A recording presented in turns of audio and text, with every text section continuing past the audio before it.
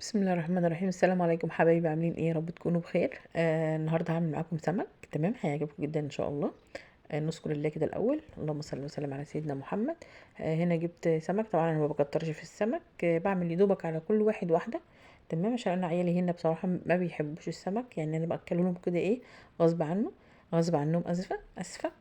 اللهم صل وسلم على سيدنا محمد. هنا السمك كان كبير، يعني حلو ايه، معقول.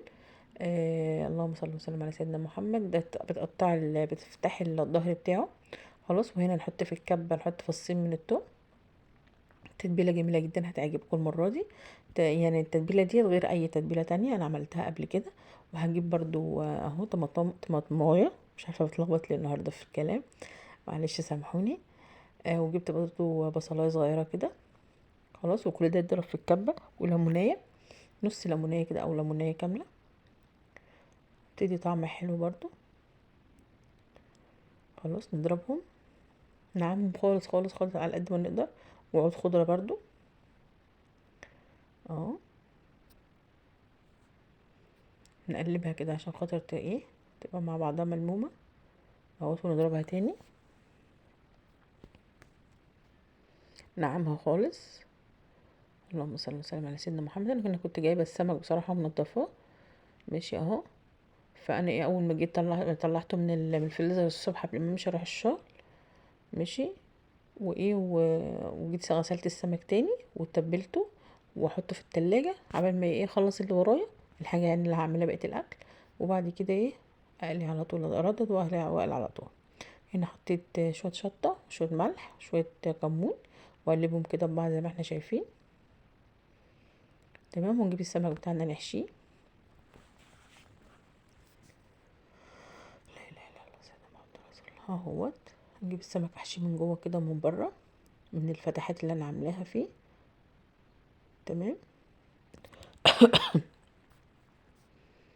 ماشي، من جوه كده. واحطهم بقى في التلاجة براحتهم خالص، يتبلوا مع نفسيهم. ماشي، قبل ما ايه اجهز بقية حاجتنا، يلا بينا. مم. طيب احنا هنا بقى نعمل ايه، معانا بصل، ومعانا الرز بتاعنا. هعمل السمك. انا عندي رز السمك اللي هو رز السمك اللي هو البصل، اللي هو الرز الغامق ده، هو ده بتاع السمك المقلي. خلاص، انا بحبه كده بصراحة. تمام، هنا هنجيب بصلايه كده زي ما انتم شايفين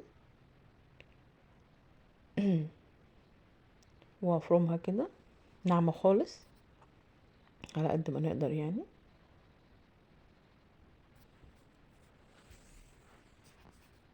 هنا احنا بنعمل رز على قدنا، يعني كوباية وربع كده ولا حاجة. كوباية وربع يعني كيلو الا ربع، عندي انا عيار كده. خلاص، هنا جبت البصل اهو زي ما احنا شايفين اهو. وحطيت شوية زيت، وابدأ بقى احمر في البصل.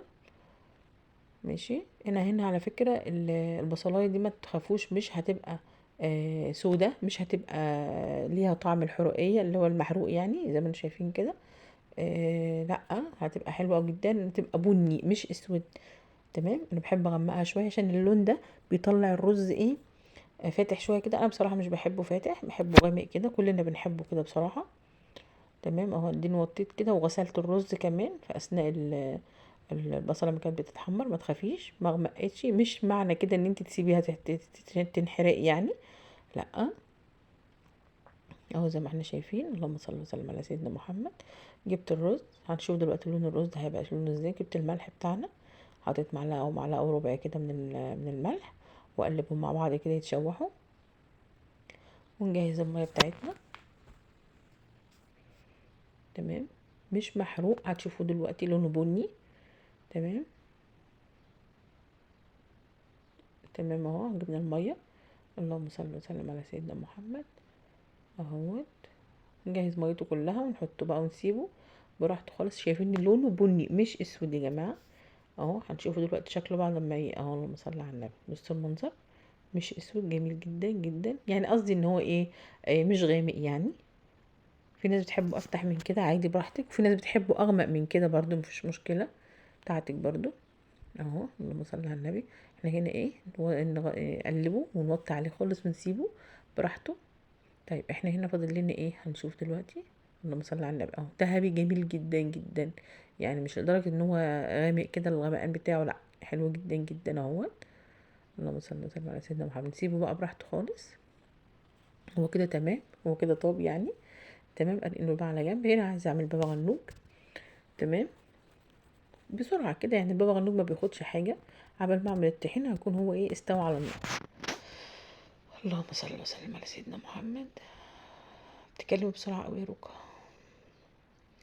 هنا جبت الطحينه، حطيت عليها فص ثوم وشويه خل. انا هنا على فكره بعمل الطحينه بايدي في البيت، ما بعملهاش ما بشتريهاش من بره. خلاص. حطيت ملح وشويه شطه صغيرين وايه، وافضل بقى اعمل فيها كده بالشوكه، اقلب فيها كده. هتتقل معايا، مش هحط لها بامانه بامانه، مش هحط لها تاني طحينه. هي كده جميله جدا. خلاص. اللهم صل وسلم على سيدنا محمد. امسح كده واحطها في التلاجة قبل ما اخلص. انا هنا عملت البتنجان اهو زي ما احنا شايفين. انا هنا البتنجان كان عندي صغير، مش هقف على حاجه هعملها، بس لما تحطيه على النار ما تسيبوش ينحرق. خلاص. انا هنا بطلعها رقه بسيطه خالص زي ما انتم شايفين كده، والبتنجان طالع سليم اهو معايا. ماشي. في ناس بتحطه على النار وتسيبه ينحرق وبعد كده تقول ايه لا على النار ما بيبقاش حلو. لا انا بعمله غير على النار بصراحه. خلاص اهو. اه هضربه بقى في الكبه. احطه في الكبه، احط فص ثوم واحط البابا بتنجان يعني معايا. احط بقى البهارات بتاعته وحاجته كلها معايا بالمره. تمام. حطيت ملح، شطه. تمام. احط معلقه طحينه اهي، علشان البتنجان طبعا لونه بيغمق، فالطحينه تديله ايه البيض بتاعه. حطيت شويه زيت وشويه خضره صغيرين خالص، واضربهم بقى كده ايه اهو كده تمام. يبقى كده ايه اكلنا خلاص جاهز. ماشي كده. فاضل معانا ايه؟ هنقل السمك بس. ادي السمك بتاعنا. جبت الدقيق ماشي واعمله كده. نعمله في الدقيق بتاعه. تمام. اللهم صل وسلم على سيدنا محمد. وهنقل على طول كده انا هخليها 2-2 كده برضه عشان خاطر ايه. تمام اهو. دي الطاسه التانية. اللهم صل وسلم على سيدنا محمد. منظر الاكل تحفه بصراحه، جميل جدا، وكان طعمه تحفه بصراحه. بألف هنا وشفا اللي اكل. ايه رايكم يا جماعه؟ منظر الخضره جميله جدا جدا من فوق. اللهم صل على النبي. ابتكارات حبيبه دي. اللهم صل وسلم على سيدنا محمد. ما تنسوش اللايك والشير وتفعيل الجرس عشان ما يوصلكوا كل جديد. وبألف هنا وشفا.